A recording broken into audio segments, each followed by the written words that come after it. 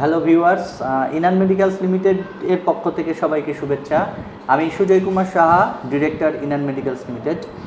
এর আগের ভিডিওতে আমরা আপনাদের বলেছিলাম রিস্ট বিপি কিভাবে ব্যবহার করতে হয় সেটা আমরা আপনাদেরকে দেখাবো। তো আজকে আমি এবং আমাদের সম্মানিত ম্যানেজিং ডিরেক্টর জনাব ইসমাইল, আমরা দুজন মিলে আপনাদেরকে দেখাবো যে কিভাবে আমাদের এই রিস্ট বিপিটি ব্যবহার করতে হয়।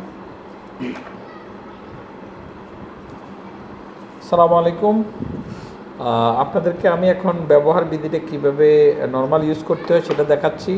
একটা কথা মনে রাখবেন, এটা ব্যবহার বিধিটা খুবই ইম্পর্ট্যান্ট। বিশেষ করে এটা মূলত wrist automatic blood pressure monitor বলে। তো আমি দেখাচ্ছি যে কীভাবে এটাকে সেট করতে হয়। প্রথমে এটার ব্যাটারিটা লাগাই নেবেন এবং প্লাস মাইনাস চেক করে আমি ব্যাটারি লাগাচ্ছি।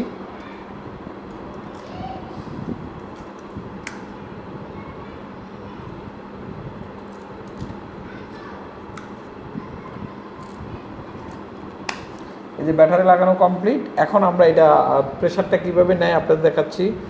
এটা জুম করে দেখাইতে হবে। হ্যাঁ, এই যে আমরা বাম হাত থেকে নিব, কিন্তু আমরা এই যে আমাদের যে কবজিটার এই অংশে আমাদের মুখটা রাখবো। আমরা এই অংশে আবারও বলি যে এই অংশে আমরা মুখটা রাখবো। এই যে আমি সেট করতেছি, দেখেন এই যে আমি সেট করে ফেললাম। এই যেভাবে লাগাবো আলতো করে, খুব জোরেও না, খুব টাইট করে লাগানো যাবে না, তাহলে এটা আপনার পাম্প নিতে পারবে না। সো আলতো করে লাগাই দেবো। লাগালাম। এখন আমরা এটার প্রেশার নিব। আর একটু তুমি সামনে চলে আসো। এই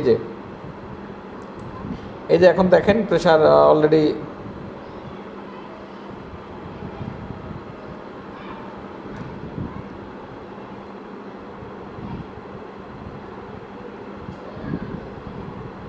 আরো জুম কর।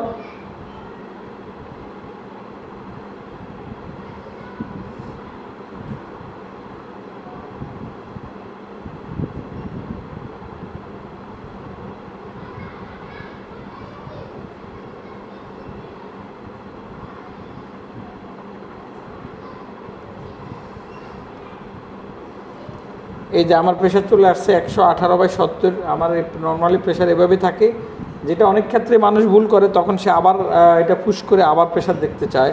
নর্মালি প্রেশার আপনার এভাবে যদি করতে চান, পরবর্তী আবার আমি যদি এখন করি সেক্ষেত্রে হয়তো দুই সাইড প্লাস মাইনাস থাকতে পারে। এটা করা উচিত না। প্রথমে যেটা পেয়েছেন এটি আপনার প্রেশার।